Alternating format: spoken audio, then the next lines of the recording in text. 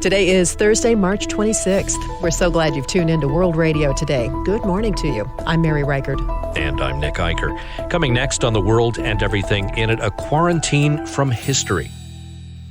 Today's social distancing requirements are likely to end when the threat of COVID-19 diminishes, but for some people in the past, quarantine lasted for most of their lives. Here is World reporter Kim Henderson. Just beside the levee at Carville, Louisiana, is a complex of buildings and dormitories that once was the National Leprosarium of the United States. I'm standing beside the entrance gate. For a good part of the 20th century, patients diagnosed with leprosy came right through this spot on their way to be quarantined, with no idea if they'd ever come out. The manicured grounds now house a National Guard installation.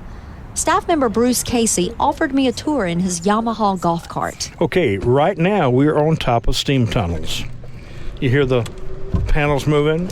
In the older day, they generated their own power. And grew their own food, published their own newspaper, operated their own school. Carville was its own community, with some 450 quarantined members at its peak in the 1940s. Okay, this originally was a hospital. They've converted this to a hotel for the military use. I decided to stay the night at the old infirmary. Little remains of its busier days. There's a patch of original green tile on the second floor, and the rooftop is still flat just like it was designed to be, a special outdoor getaway for patients. While they sat there in wheelchairs, they could catch a breeze from the Mississippi River and watch boats passing by. A front desk clerk told me what it was like to grow up near the leprosarium. I lived in Gonzales, a little town outside of Carville. And we, as children coming up, we was always taught from our parents, don't go past Martin Luther King Drive. Do not, go past that road. Why was that? Back then, we thought that the illness was contagious. So, I met another local resident who actually grew up on the grounds.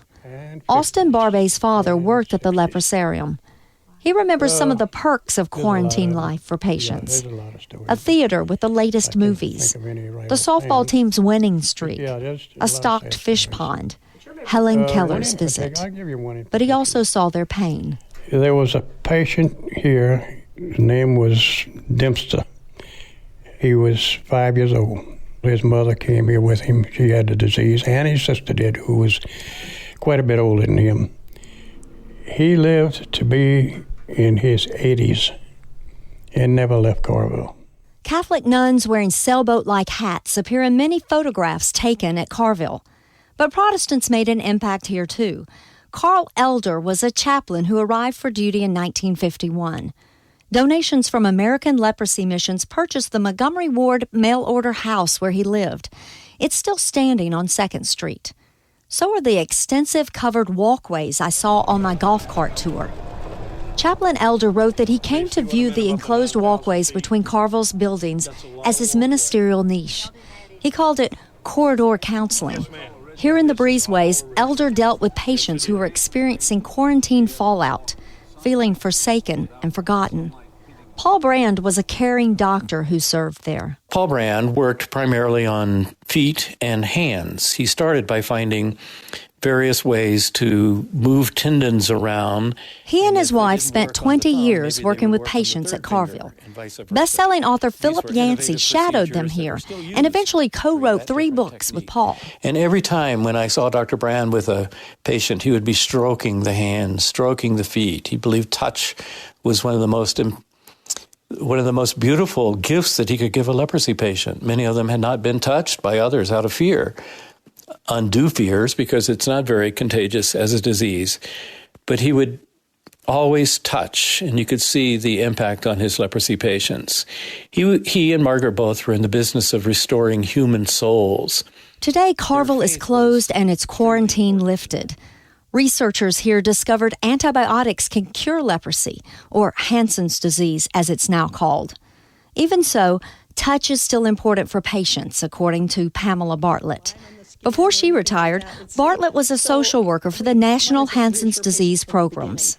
And one of our doctors would greet patients as they got off the elevator, grab their hand and rub their arm and say, "Oh, I'm so glad you're here."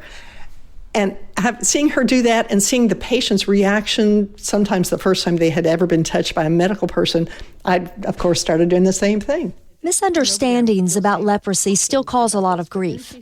One of Bartlett's clients came to Louisiana for treatment, then returned home to the Carolinas.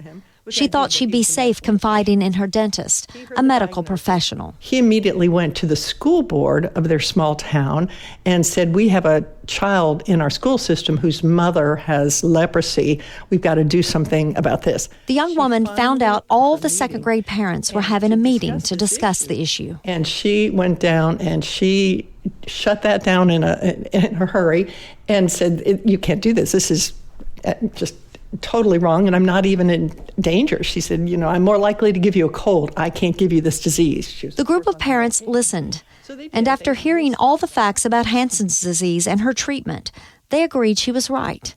No social distancing necessary. Finishing my tour at Carville, I can't help but notice the very healthy-looking National Guardsmen now making use of leprosarium property. This is more living area for the patients, but now it's been converted to on-site personnel, little apartments and such. But the exterior of some 50 buildings can't be changed too much. The Park Service placed the Carville Historic District on the National Register of Historic Places in 1992. So in a way, there will always be a memorial of sorts to the quarantine that happened here. For World, I'm Kim Henderson reporting from Carville, Louisiana.